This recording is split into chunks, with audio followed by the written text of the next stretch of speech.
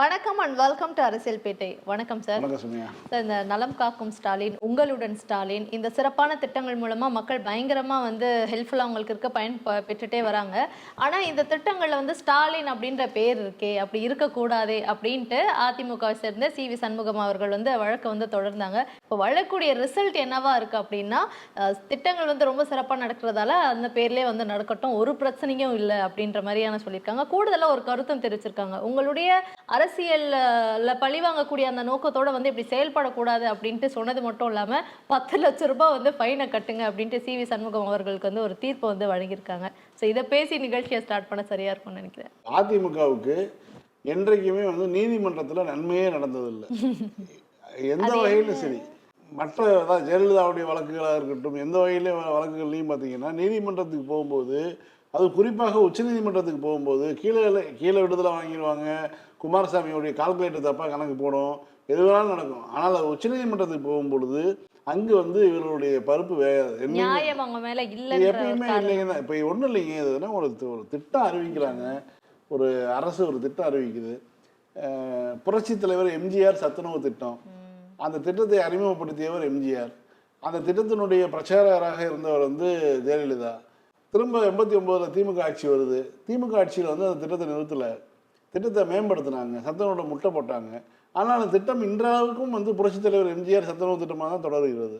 மதிய உணவு திட்டம்ங்கிறது இன்னைக்கு வரைக்கும் அவருடைய எம்ஜிஆருடைய பேரில் தான் இருக்குது. அரசியல் ரீதியாக திமுகவுக்குன்னா கலைஞரை எதிர்ப்பது மட்டும்தான் ஒரே கடமையாக கொண்டு ஒரு கட்சி அது. அந்த கட்சியினுடைய ஒரு தலைவருடைய பேரில் ஆரம்பிக்கப்பட்ட திட்டத்தை அடுத்து வந்த ஆட்சியில் கலைஞர் எதுவுமே செய்யலை, தொடவே இல்லை. அதை மேம்படுத்தினார். அதற்கு பிறகு ஆட்சிகளிலும் அதை மேம்படுத்திக்கிட்டே தான் போனார்.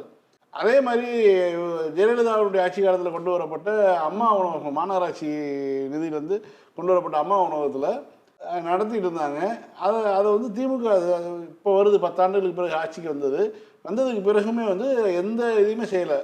அப்படியே தொடரட்டும், ஜெயலலிதாவுடைய ஃபோட்டோவோட அம்மா உணவகம்னு சொல்லி அங்கங்கே இருக்கக்கூடிய இது வெற்றி அப்படியே பராமரிக்கிறாங்க. இன்னும் சொல்ல போனால் கூடுதல் நிதி கூட ஒதுக்குனாங்க இந்த முறை. இதெல்லாம் ஒரு மேன்மக்களே அப்படிங்கிறது காட்டக்கூடிய ஒரு விஷயம்தான். அப்படி இருக்கும்போது ஒரு உங்களுடன் ஸ்டாலின்னு சொன்னால் என்ன அவங்களுக்கு பிரச்சனைன்னு தெரியல. அதில் என்ன நடக்குது, என்னென்ன விஷயங்களுக்கு மனுக்கள் வருது, எப்படி அதெல்லாம் உடனடியாக உங்களுக்கு இதாகுங்கும் போது இந்த வயிற்றெரிச்சல் உங்களுக்கு வருது. இப்போ நலம் காக்கும் ஸ்டாலின் திட்டமாக இருக்கட்டும், உங்களுடன் ஸ்டாலின் திட்டமாக இருக்கட்டும், இந்த டிரைவில் நடக்கக்கூடிய விஷயங்களை பார்த்து இது இது வரக்கூடிய தேர்தலில் உங்களுக்கு ஏதாவது எதிரொலிக்குமா அப்படின்னா, தேர்தலுக்கு இன்னும் நாள் இருக்குது. அப்படி செய்வதாக இருந்தால் இவர் நவம்பர் டிசம்பரில் செஞ்சுருக்கலாம், ஜனவரியில் செஞ்சுருக்கலாம். ஏன் இப்பயே செய்கிறாங்கன்னா, இந்த அரசு என்பது இதுதான், இவங்க வரக்கூடிய தேர்தலை கணக்கு பண்ணுற அரசே கிடையாது. நமக்கு வாய்ப்பு கிடைச்சிருக்குது, நம்ம இந்த வாய்ப்பை வைத்து எவ்வளவு நன்மைகளை செய்ய முடியும் அப்படிங்கிறது அந்த அரசனுடைய நோக்கமாக இருக்குது. அப்படி தான் செய்யும்போது அதிமுகவுக்கு முந்தைய வரலாறு நிறையா இருக்குது. ஜெயலலிதா அரசு நிலத்தை வாங்குறாங்க, டான்சிங்கிற ஒரு அரசினுடைய நிறுவனத்தினுடைய நிலத்தை வாங்குறாங்க. நீதிமன்றத்தில் போய் என் கையெழுத்து இல்லைங்கிறாங்க. அப்புறம் கையெழுத்து அவங்க கையில் தான் நிரூபிக்கப்படுகிறது. அதற்கு பிறகு அந்த நிலத்தை நான் திரும்ப கொடுத்து விடுகிறேன்னு சொல்லி கேஸ் முடிக்கப்பட்டுச்சு. அதாவது ஒருத்தன் அரசு நிலத்தை அரசு ஊழியராக அரசு பொறுப்பில் இருப்பவர்கள் வாங்கினால் அது திருடியதற்கு சமம். திருடிய பொருளை திரும்ப ஒப்படைத்தால் என்ன விஷயமோ அது மாதிரி தான் ஜெயலலிதா டான்சிங் நிலத்தை ஒப்படைச்சாங்க. அது மாதிரி பல்வேறு வழக்குகளில் அவர்களுக்கு தண்டனை பெற்று கொடுத்தது திமுக. இவர்கள் ஏதோ உயர்நீதிமன்றத்தில் போய் அந்த ஒரு தடை ஆணையை பெற்று விட்டுவாங்க, ரொம்ப இது பண்ணாங்க. அப்பயே திமுக வைத்த வாதம் என்னன்னா, உச்சநீதிமன்றத்தினுடைய வழிகாட்டுதலின்படி தான் நாங்கள் செயல்படுறோம். இதற்கு முன்பாக இது போன்ற வழக்குகளில் உச்சநீதிமன்ற தீர்ப்புகள் வந்திருக்குது, அதன்படி தான் முதலமைச்சருடைய பெயரை வைக்கிறோம். புதிய விஷயம் கிடையாது, எல்லா மாநிலங்கள்லையும் நடைமுறையில் உள்ள விஷயம் தான் சொல்கிறாங்க. நம்மளுடைய வழக்கறிஞர்கள் வைத்த வாதமே அதான். ஆனால் அதையும் மீறி தான் உயர்நீதிமன்றத்தில் கொடுக்கப்பட்டது. அப்பயே உங்கள் உச்சநீதிமன்றத்துக்கு போவாங்கன்னு தெரியும். உச்சநீதிமன்றத்துக்கு போய் தான் இந்த அமர்வில் சரியான ஒரு தீர்ப்பை கொடுத்துருக்காங்க. குறிப்பாக அரசியல் உங்களுடைய அரசியல் சண்டைகளை நீதிமன்றத்துக்குள்ள வைத்துக் கொள்ளாதீர்கள் சொல்லிட்டு ஒரு சொல்லியிருக்காங்க. இந்த மாதிரியான விஷயங்கள்ல குறிப்பாக மக்களுக்கு ஒரு இந்த திருத்தத்தில் என்ன நடக்குதுன்னு கேட்குறாங்க. அப்போ இதெல்லாம் வந்து இப்படி ஒரு மனுக்கள் கொடுக்குறதோ, இந்த அவர்கள் ஒரு கோரிக்கை மனுக்கள் வந்துச்சுன்னா அந்த துறை சார்ந்த அதிகாரிகள் அங்கே அவைலபிளாக இருப்பாங்க. உடனடியாக அவர்கள் வந்து முடிச்சு கொடுக்கப்படுது அப்படின்னா அவர்களே வியந்து தான் இந்த திட்டம் நல்ல திட்டம் தானே, இதில் யார் பேர் இருந்தால் என்னங்கிறது தான் அவங்களுடைய கருத்தாக இருக்குது. இப்போ இந்த இது வந்து கோர்ட்டின் நேரத்தை வீணடிக்கப்பட வழக்கு, கவன ஈர்ப்பு வழக்குங்கிறத கருத்தில் கொண்டு தான் 10 லட்ச ரூபா அபராதம் போட்டு அனுப்பியிருக்காங்க சி.வி. சண்முகத்துக்கு. தமிழ்நாட்டினுடைய சட்டத்துறை அமைச்சராக இருந்தவர் அவர் இப்போ ஒரு மாநிலங்களவை உறுப்பினர், தமிழ்நாட்டினுடைய சட்டத்துறை அமைச்சராக இருந்தவர். அவருக்கு வந்து 10 லட்ச ரூபா அபராதம். அதுக்கு மேலே அவர் எங்கேயும் போக முடியாது. கட்டிட்டு தான் அவர் ஒரு வாரத்தில் கட்டணும்னு சொல்லி தமிழ்நாடு அரசுக்கு, அதுவும் நீதிமன்றத்துக்கு போகாது, தமிழ்நாடு அரசுக்கே அனுப்புங்கன்னு சொல்லியிருக்காங்க. அந்த அரசு ரொம்ப நல்லது செஞ்சுட்டு இருக்காங்க. இந்த 10 லட்ச ரூபாய் வாங்கி இன்னும் கூடுதலாக நன்மை செய்யணும்னு சொல்லியிருக்காங்க.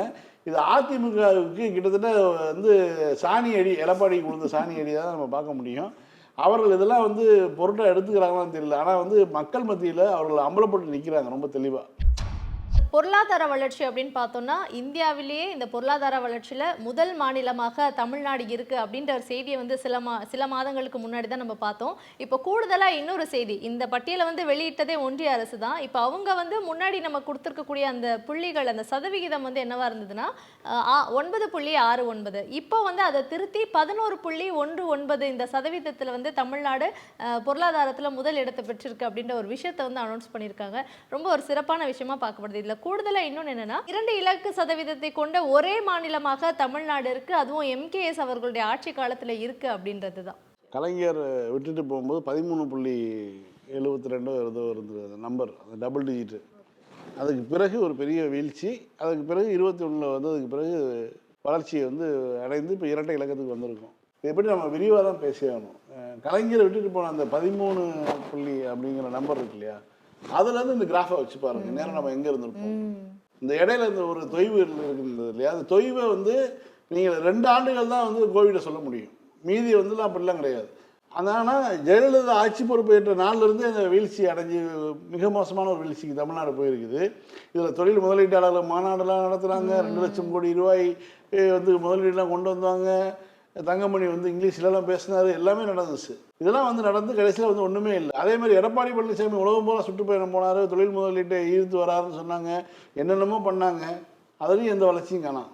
ஆனால் திமுக ஆட்சி வந்ததுக்கு பிறகு 2021, 22, 22, 23, 24, 25 இந்த மாதிரி இந்த 4 ஆண்டுகளுடைய வளர்ச்சி பட்டியல் வெளியே இருக்குது. அப்படி இருக்கும்போது 10 ஆண்டுகளாக சொல்லுவாங்கல்ல, நீங்கள் திமுக ஓவராக பேசுனீங்கன்னா நீங்கள் கூப்பில் இருந்தீங்களா, 10 வருஷம் கூப்பில் இருந்து உங்களுக்கு திமுரு வரல அடங்கலடா அப்படிலாம் பேசுவாங்க. இல்லை, கூப்பில் இருந்தது யார், கூப்பில் இருந்தது யார்? அந்த இந்த ஒரு தொட்டில் மாதிரி தெரியுது பாருங்களேன். கலைஞருடைய 13க்கும் திராவிட மாடலுடைய MK ஸ்டாலினுடைய 11க்கும் இடையில வந்து ஒரு பள்ளம் இருக்குது பார்த்தீங்களா, அந்த பள்ளம் தான் வந்து தமிழ்நாட்டினுடைய இருண்ட காலம். ஆட்சியில் இருந்தும் கூப்பில் இருந்திருக்காங்கன்ற மாதிரி. அது இருந்தது கூப்பில் இருந்தது தமிழ்நாடுங்க. கூப்பில் இருந்தது திமுக கிடையாது, கூப்பில் இருந்தது திமுக காரன் கிடையாது, கூப்பில் இருந்தது தமிழ்நாடு. தமிழ்நாட்டை வந்து ஒரு பள்ளத்துக்குள்ளே கொண்டு போய் விட்டுட்டு இவங்க இது இருந்தாங்க. அதை மீட்டெடுத்து நீங்கள் உணர்ந்துருக்காங்க. இன்றைக்கி பெரிய ஒரு பொருளாதாரம்னா மகாராஷ்டிராவை சொல்கிறாங்க, தமிழ்நாட்டுக்கு ஈக்குவலாக மகாராஷ்டிரா பொருளாதாரம் வந்து இதாக இருக்குது அப்படின்னு. ஆனால் மகாராஷ்டிராவில் வந்து அவனுடைய வளர்ச்சி விகிதம் வந்து 7.49, தமிழ்நாடு 11.19 வந்துருச்சு. அப்போ தமிழ்நாட்டினுடைய வளர்ச்சி வந்து எப்படி சாத்தியப்படுகிறது? இந்த அரசு, திராவிட மாடல் அரசு, MK ஸ்டாலின் எப்படி சாத்தியப்படுத்துகிறார்? அதுதான் கேள்வி. ஒரு எல்லாமே ஒருங்கிணைந்த வளர்ச்சியாக ஒரு இடத்துல இருக்குன்னா அந்த மாநிலத்தை வந்து இன்னும் மேம்படுத்தி கொண்டு போகிறது. இப்போ கலைஞர் கொடுத்துட்டு போனார் அப்படின்னா அதுக்கப்புறம் ஜெயலலிதா வந்து ஒரு திறமையான நிர்வாகியாக இருந்தால் அந்த 13.72 வந்து நீங்கள் 14ஆக 18ஆக 19ஆக உயர்த்திட்டு போயிருக்கணும். அந்த நம்பரை வந்து நீங்கள் எதுக்கு டவுன்லோட் விட்டீங்க? அது மீண்டும் இப்போ 2017 திமுக ஆட்சியில் வந்திருந்தால் என்ன ஆயிருக்கும்னா அந்த நம்பர் மேலே போயிட்டே இருந்திருக்கும் கிராஃப். தமிழ்நாட்டினுடைய வளர்ச்சி இன்னும் சிறப்பாக இருந்திருக்கும். 10 ஆண்டுகள் வந்து இவ்வளோ இந்த பின்னடைவுங்கிறது இப்போ பொருளாதார ரீதியாக நம்ம வந்து 20 வருஷம் 30 வருஷம் பின்னாடி போன மாதிரி. ஏன்னா இந்த 10 ஆண்டுகள் வந்து எத்தனை பொறியாளர்கள் படிச்சுட்டு வெளில வந்திருப்பான், எத்தனை பேர் வந்து கல்லூரியை முடிச்சுட்டு வந்திருப்பான், தொழில் படிப்பை முடிச்சுட்டு வெளில வந்திருப்பாங்க, எத்தனை மருத்துவர்கள் வெளில வந்திருப்பாங்க, இவர்களுக்கான வேலை வாய்ப்புகளை உருவாக்கி இருக்கணும், எவ்வளவு பேர் வந்து புதிய புதிய படிப்புகளை படித்து விட்டு வெளில வந்திருப்பாங்க, அவர்களுக்கான வாய்ப்பு, ஏற்கனவே இருக்கக்கூடிய தொழிற்சாலைகள், உற்பத்தி நிறுவனங்களுக்கான வாய்ப்புகள், இது எல்லாமே பறிப்போயிடுச்சுங்கிறது தான் வந்து ஒரு நமக்கு பெரிய ஒரு ஆற்றாமையாக இருக்குது. அப்போ இவருடைய செயல்பாடு எப்படி இருக்குது? இவர் என்னன்னா ரெவியூ மீட்டிங் போட்டுகிட்டே இருக்காரு, தொடர்ந்து ரெவியூ மீட்டிங் போடுறாரு. ஒரு அதாவது இந்த 4 ஆண்டு கால ஆட்சியில் ஒரு புதிய ஒரு விஷயம் என்னன்னா, திராவிட மாடலாக அவர் ஏன் சொல்றாரு அப்படின்னா, இந்த 4 ஆண்டு கால ஆட்சியில் அடிக்கடி வந்து ரெவியூ மீட்டிங் போடுறது. ரெவியூ மீட்டிங்னா எப்படின்னா, அமைச்சரவை மீட்டிங் போடுறாரு, எம்எல்ஏக்கள கூட ஒரு குழுக்களோட மீட்டிங் போடுறாரு, குறிப்பிட்ட மாவட்டத்துக்கு பயணம் பண்ணால் அந்த மாவட்டத்தில் இருக்கக்கூடிய அதிகாரிகளோட மீட்டிங் போடுறாரு. தொடர்ச்சியாக ஒரு திட்டத்தை போட்டால் அந்த திட்டத்தில் வந்து கண்காணிக்கிறாரு. துணை முதலமைச்சரும் அந்த வேலையை செய்கிறாரு. அவருக்கு ஒதுக்கப்பட்ட துறைகள் மூலமாக, சிறப்பு திட்ட செயலாக்க துறையின் மூலமாக அந்த வேலையும் நடந்துகிட்டே இருக்குது. இது எல்லாமே பார்த்தீங்கன்னா ஒரு சைனா மாடலாக இருக்குது. அதாவது இன்க்ளூசிவ் பண்ணுறது, அதிகாரிகளை வேலை வாங்குவது, கட்சிக்காரர்களை அதாவது ஒரு ஆட்சி பொறுப்பில் இருக்கக்கூடிய கட்சியினுடைய தொந்தரவு வந்து அவர்களுக்கு அதிகாரிக்கு எப்பவுமே டிஸ்டர்பாக இருக்கும் இந்திய சிஸ்டத்தில். அதை வந்து இந்த முறை வந்து என்ன பண்ணியிருக்காருன்னா, ரொம்ப தெளிவாக அந்த டிஸ்டர்பே இல்லாமல் பண்ணிட்டார். நான் ஒரு உத்தரவு போடுறேன்னா அந்த உத்தரவை செயல்படுத்த வேண்டியது அதிகாரிகளுடைய வேலை, மக்களுக்கு கொண்டு போகக்கூடிய வேலை வந்து அதிகாரிகளுடைய வேலை. அதை கண்காணிக்க வேண்டிய வேலை கட்சிக்காரர்கள் பொறுப்பில் இருக்கக்கூடிய அமைச்சர்களோ மற்ற பொறுப்பில் இருக்கக்கூடியவர்களையோ அவங்களுடைய வேலை. ஸோ இது நீங்கள் இந்த வேலையை மட்டும் பாருங்கள், அதிகாரிகளை தொந்தரவு செய்யாதீங்க. ரெவியூ மீட்டிங்கில் நான் வந்து அவர்களை வேலை வாங்கிக்கிறேன் அப்படிங்கிறத ரொம்ப தெளிவாக முடிவு செய்து தான் வந்து எம்கேஎஸ் வந்து பொறுப்பேற்று. அதெல்லாம் நல்ல அதாவது ஒரு பல்வேறு திட்டங்களை அவர் அந்த 10 ஆண்டு காலத்தில் அவர் மூலையில் வச்சுருந்துருக்காரு. அதாவது ரொம்ப சரியாக பாருங்களேன், ஒரு சைனீஸ் கவர்மெண்ட் எப்படி இருக்கும்னா, அங்கே வந்து அரசு அதிகாரிகள் இருப்பாங்க, கம்யூனிஸ்ட் கட்சி உறுப்பினர்களும் இருப்பாங்க. அவங்க வந்து கம்யூனிஸ்ட் கட்சி உறுப்பினருடைய வேலை என்னன்னா, அரசு அதிகாரி ஒழுங்காக வேலை செய்கிறாரான்னு கண்காணிக்கிறது தான் வேலை. அந்த செட்டப்பை தான் வந்து திராவிட முன்னேற்ற கழகத்தினுடைய இந்த திராவிட மாடல் அரசு வந்து இப்போ வந்து இம்ப்ளிமெண்ட் பண்ணியிருக்கோ அப்படிங்கிற மாதிரியான ஒரு தோற்றம் நமக்கு வருது. ஏன்னா அந்த வந்திருக்கக்கூடிய ரிசல்ட் அப்படி ரிசல்ட். ஏன்னா 2047 வந்து நம்ம வந்து 5 ட்ரில்லியன் வந்து தொடர்றதுக்கான வாய்ப்பு இருக்குன்னு சொல்லி தமிழ்நாட்டினுடைய திட்டக்குழு துணைத் தலைவர் திரு ஜெயரஞ்சன் அவர்கள் சொல்றாரு. அப்போ 2047 இப்போ நம்ம யோசிக்கிறோம், 2035 பற்றியும் 30 பற்றியும் நம்ம யோசிக்கிறோம். 1 ட்ரில்லியன் நம்மளுடைய இலக்காக இருக்குது, இப்போதைய உடனடி இலக்காக இருக்குது. ஆனால் நம்மளுடைய 2047 இலக்கு $5 ட்ரில்லியன் இருக்குது. அப்படின்னா இப்போ நம்மளுடைய கனவுகள் பெரிய பெரிய கனவுகளாக இருக்குது, நம்மளுடைய லட்சியங்கள் மிகப்பெரிய லட்சியங்களாக இருக்குது. அப்படின்னா இதுக்கு இடையில வந்து அதிமுக மாதிரியான ஒரு ஆட்சி வந்துட்டு போச்சுன்னா என்ன ஆகும் என்பதற்கான ஒரு எடுத்துக்காட்டு தான் இது. இதை மக்கள் புரிந்து கொள்ளணும். கலைஞர் விட்டுட்டு போன 13ல் எம்கேஎஸ் வந்து உட்காந்துருந்தாருன்னா என்ன ஆகிருக்கும், இன்னைக்கு தமிழ்நாட்டினுடைய நிலைமை என்ன ஆயிருக்கும் அப்படிங்கிறது தான். இந்தியாவிலே வந்து மிகப்பெரிய தனிநபர் வருமானம் கொண்ட ஒரு மாநிலமாக தமிழ்நாடு இருக்குது அப்படின்னா அதுக்கான காரணம் நம்மளுடைய ஆட்சி முறை, இவர்களுடைய செயல்பாட்டு முறை. இது வந்து இன்னும் தொடரணும் அப்படிங்கிறது தான் வந்து சரியான செய்தியாக இருக்கும். சார், சிஐஎஸ்எஃப் வீரர்களை நாடாளுமன்றத்தில் அவை காவலர்களாக வந்து இருக்கிறத பார்க்க முடியுது. இதை வச்சு எதிர்கட்சி எம்பிக்கள் எல்லாருமே வந்து இப்படி ஒன்று நடக்கக்கூடாது, இது குறித்து ஒரு விவாதம் வந்து பண்ணணும் அப்படின்ற மாதிரி கேட்டிருக்காங்க. ஆனால் சிஐஎஸ்எஃப் வீரர்களை வந்து அவை காவலர்களாக அவங்க கொண்டு வரதுக்கான காரணம் என்ன? ஏன் அவங்கள வந்து அந்த இடத்துல வந்து நிற்க வச்சிருக்காங்க சார்? சிஐஎஸ்எஃப்ங்கிறது ஒரு துணை ராணுவ படை தான். நீ துணை ராணுவ படையை வந்து அவைக்குள் வச்சு ஒரு ஜனநாயக அமைப்புக்குள்ள துணை ராணுவ படையை உள்ள அனுமதித்து, அதாவது நீங்கள் இந்திய பாராளுமன்றம் தாக்குதலுக்குள்ளான பாராளுமன்றம், ஏற்கனவே வந்து தீவிரவாதிகள் தாக்குதலுக்குள்ளான பாராளுமன்றம். நீ வந்து அதுக்குரிய பாதுகாப்பை வந்து நீ ராணுவத்தை வைத்து பாதுகாக்கலாம், டெல்லி போலீஸை வச்சு பாதுகாக்கலாம். அதை தாண்டி வந்து சிஐஎஸ்எஃப் போன்ற சிஆர்பிஎஃப் போன்ற வீரர்களை வைத்து நீங்கள் பாதுகாக்கலாம். ஆனால் அவைக்குள்ளே நீங்கள் எதுக்கு எடுத்துகிட்டு வரீங்க அப்படிங்கிறது தான் கேள்வி. நீங்கள் அவை காவலர்கள் இருப்பாங்கன்னா அவர்கள் நாகரிகத்துடன் நடந்துக்கணும். ஆயுத பயிற்சி பெற்ற நபர்களை நீங்கள் உள்ள அனுமதிப்பது என்பது அவர்களை மிரட்டுவது. நீங்கள் ஜனநாயக ரீதியாக தேர்ந்தெடுக்கப்பட்ட உறுப்பினர்களை மிரட்டுவது. அப்படிதான் நம்ம எடுத்துக்க முடியும். இப்போ தமிழ்நாட்டில் சட்டசபை இருக்குது அப்படின்னா அவைக்காவலர்கள் இருக்காங்கன்னா அவர்களுக்கு ஒரு எல்லை உண்டு. அவர்கள் வந்து என்ன அதிகபட்சம் என்ன பண்ணுவாங்க, தூக்கிட்டு போவாங்க. ஒருத்தர் தர்ணா பண்ணுறாரு, ஒரு உறுப்பினர் தர்ணா பண்ணுறாருன்னா அந்த உறுப்பினரை வந்து குண்டு கட்டாக தூக்கிட்டு போய் வெளியில் வந்து இறக்கி விட்டுருவாங்க. சார் வராதிங்க சார், உள்ளே வராதிங்க சார், இறக்கி விட்டுருவாங்க, அவ்வளோதான். இதுதான் வந்து. ஆனால் நீங்கள் வந்து அதே அந்த இடத்துல வந்து நீங்கள் போலீஸ்காரங்களை கமாண்டோ, தமிழ்நாடு பயிற்சி பெற்ற கமாண்டோவர்கள் இறக்கி நிப்பாட்டி வச்சுருந்தீங்கன்னா எப்படி ஒரு மனநிலையோ அதே மாதிரி தான் அங்கேயும் நடக்குது. இப்போ வந்து அதை நேற்றைக்கு மல்லிகார்ஜுன கார்கே வந்து கடுமையாக கண்டித்தார். இன்றைக்கு திமுக தன்னுடைய கண்டனங்களை பதிவு பண்ணியிருக்காங்க. இவர்கள் ஒரு குண்டாசு அரசாக, குண்டாசு ராஜ்யமாக அவர்கள் மாற்றிக்கொண்டிருக்கிறார்கள் தான் நம்ம அதை கருத முடியும். சார், இந்த பொய் செய்திகளை வந்து பரப்பக்கூடியவங்கலாம் யார் அப்படின்ட்டு வந்து குரோக் கிட்ட கேட்டதுக்கு குரோக் வந்து ஒரு லிஸ்ட்டே வந்து போட்டிருக்கு. முதல்ல பார்த்தீங்கன்னா அண்ணாமலை, ஹெச் ராஜா, எல் முருகன் அப்படின்ற அந்த லிஸ்ட்டு வந்து நீண்டுட்டு போயிட்டே இருக்கு. யாருன்னு பார்த்தோம்னா பாஜகவை சேர்ந்தவங்கலாம் முதல் இடத்துல இருக்காங்கன்னா அதிமுக சேர்ந்தவர்கள் வந்து இந்த 2வது இடத்துல இருக்காங்க. ஸோ இந்த மாதிரி அந்த லிஸ்ட்டே வந்து போயிட்டு இருக்கு. இது அதான் பாருங்கன்னா, இவங்க வந்து மக்கள்கிட்ட செருப்படி வாங்குறாங்க. திமுக போன்ற கட்சிகள் வந்து அம்பலப்படுத்துது. அதுக்கப்புறம் என்ன பார்த்தீங்கன்னா இப்போ வந்து ஏஐ அது ஒரு செயற்கை நுண்ணறிவு கொண்டு அதுக்கு வந்து ஒரு கோடு ப்ரோக்ராம் எழுதுனா அதன் ப்ரோக்ராம் படி செயல்படும். அது ஒரு இதுதான். அது என்ன பண்ணுது, பொய் செய்தியை யாரெல்லாம் பரப்பியிருக்கிறார்கள், யாருடைய தகவல்லாம் வந்து ஃபேக்ட் செக் பண்ணப்பட்டிருக்குது, அதுதான் அது எடுக்குது. அப்போ நீங்கள் அது வந்து நேரடியாக வந்து இவர் சொன்னது பொய்ன்னு கீழே கமெண்ட் இருந்தால் அதை எடுத்துக்கிறது இல்லை.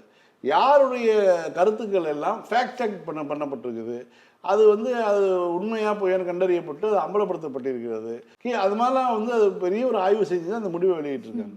அந்த முடிவில் வந்து அண்ணாமலையினுடைய பேர் வருவது என்பது ஆச்சரியம் கிடையாது. ஏன்னா அண்ணாமலைக்கு வேலையே பொய் சொல்றது தான். ஆனால் அதில் பெரும்பாலானவர்கள் பாஜகக்காரர்களாக தான் இருக்காங்க. அப்படின்னா பாஜகவினுடைய செயல்பாடே வந்து இவர்கள் வந்து கலவரத்தை ஏற்படுத்துவது, அதன் மூலமாக வந்து இரு தரப்பை உருவாக்குவது, ஒரு தரப்பில் போய் இவங்க போய் நின்றுக்கிறது. இப்போ நீங்கள் வேங்கவேல் பிரச்சனையின் போது பார்த்தீங்கன்னா அன்னைக்கு வந்து ஒரு கிராமத்தில் இருந்து இப்போ அந்த கிராமத்தினுடைய பட்டியலின மக்கள் பக்கம் போய் வந்து பாஜகவை சேர்ந்து ஒரு நபர் போய் உட்காந்துக்கிட்டாரு. இந்த பக்கம் வந்து இப்போ பிற்படுத்தப்பட்ட மக்கள், மிகவும் பிற்படுத்தப்பட்ட மக்கள் வசிக்கக்கூடிய பகுதியில் பாஜக சேர்ந்து இன்னொரு நபர் போய் உட்காந்துக்கிட்டார். அப்போ ஒரு கலவரம் வந்தாலும் கூட இரு தரப்பையும் தூண்டி விட்டுக்கிட்டே இருந்தாங்க. அதை வந்து காவல்துறையும் அரசு நிறுவனமும் வந்து சரியாக கையாளாமல் இருந்துச்சுன்னா ஒரு கலவரம் வந்திருக்கும் அந்த இடத்துல. அது ரொம்ப தெளிவாக அவர்கள் கையாண்ட காரணத்தினால தான் இருந்தது. ஆனால் அந்த இடத்துல ரெண்டு பக்கமும் இருந்தது யாருன்னு பார்த்தீங்கன்னா வேறு எந்த அரசியல் கட்சியுமே உட்காரல. பாஜகவை சேர்ந்த 2 பேர் வந்து ஒருத்தர் போகிறாங்க, ஒரு பட்டியலினத்தை சேர்ந்த ஒருத்தர் போய் உட்கார்றாரு. இந்த பக்கம் வந்து இப்போ அதே பிற்படுத்தப்பட்ட இனத்தை சேர்ந்த உட்காந்துக்கிட்டு இரு தரப்பையும் தூண்டி விட்டுட்டு இருக்காங்க. இதுதான் இந்த அவர்களுடைய வேலை. இது நாடு முழுக்க அவர்கள் வந்து வெற்றிகரமாக செய்து பண்ணிட்டு இருந்தாங்க. அவங்களுடைய பாய்ச்சா இங்கே பழிக்கலைங்கிறது மட்டும்தான் உண்மை. இதை வந்து அதான் சொன்னேன்ல, இது இந்த ஏஐ மட்டும் கிடையாது, இன்னும் வந்து 1000 ஏஐ வரப்போகுது. அத்தனை வந்தாலும் இவர்களை அம்பலப்படுத்த தான் போகுது. ரொம்ப சுலபமாக வந்து ஏன்னா இவர்களுடைய போக்கை வந்து பொதுவாக ஒரு அதாவது எந்த விதமான புறசார்பு பக்கச்சார்புலாம் இல்லாமல் நேரடியாகவே பார்த்தாலே தெரிஞ்சு போகும் இவங்க பொய் சொல்கிறாங்கன்னு. அதாவது ஓபிஎஸ் காட்டுறாரு, நான் 2 மெசேஜ் அனுப்பியிருக்கேன்னு காட்டுறாரு. அதை வந்து பத்திரிகையாளர்கள் வந்து நயனாராஜன் கேள்வி கேட்குறாங்க. அண்ணாமலை வந்து அப்படியே சுற்றி கட்டி பிடிச்சி நயனாராஜன் பதில் சொல்ல விடாமல் கூட்டி போகிறாரு. அப்படின்னா என்னென்னா ஒரு உண்மை எதுவும் பேசிடக்கூடாது, வார்த்தைகளை விட்டுறக்கூடாதுங்கிறதுல எவ்வளவுதான் அவங்க இருக்காங்கங்கிறது. இந்த அரசியல் தமிழ்நாட்டுக்குள் எடுபடாது. சார், இப்போ இந்த உணவு டெலிவரி செய்யக்கூடிய நபர்களுக்கு வந்து தமிழ்நாடு அரசு சார்பாக இவி வெஹிக்கிள் வந்து வழங்கப்படும் அப்படின்ட்டு பட்ஜெட்டில் வந்து சொல்லியிருந்தாங்க. இப்போ வந்து அதை கொடுக்க நிதி ஒதுக்கி அரசாங்க ஆணை வந்து வெளியிட்டிருந்தாங்க. இப்போ அதை வந்து பண்ண போகிறாங்க.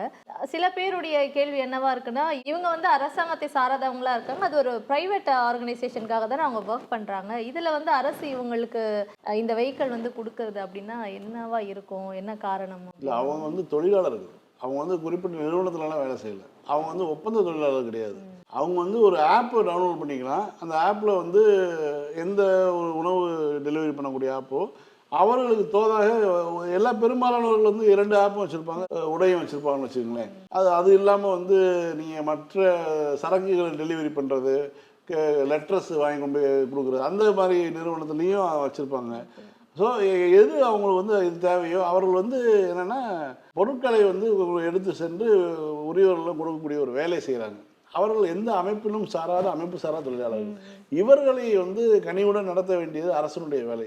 அவங்களுக்கு வந்து ஒரு ஏசியில் ஒரு ஷெட்டு போட்டு கொடுத்தாங்க, அதுக்கே விமர்சனம் பண்ணாங்க, அவங்களுக்குலாம் தேவையா அப்படின்னு சொல்லி. ஒரு அரசு வந்து எல்லாத்தையும் பார்க்கணும், எல்லா தரப்பையும் பார்க்கணும். இப்போ திருநங்கைகளுக்கான ஒரு வழிகாட்டு மசோதா ஒன்று இப்போ வந்துச்சு இல்லையா, அந்த வழிகாட்டு மசோதா என்ன சொல்லுது, அவங்களுக்கு என்னென்னலாம் செய்யணும் அப்படிங்கிறது அவர்களுக்கு தேவையை பார்ப்பது. அது மாதிரி ஒவ்வொரு தரப்பையும் வந்து பார்த்து செய்கிறது தான் இந்த திராவிட மாடல் அரசினுடைய வேலை.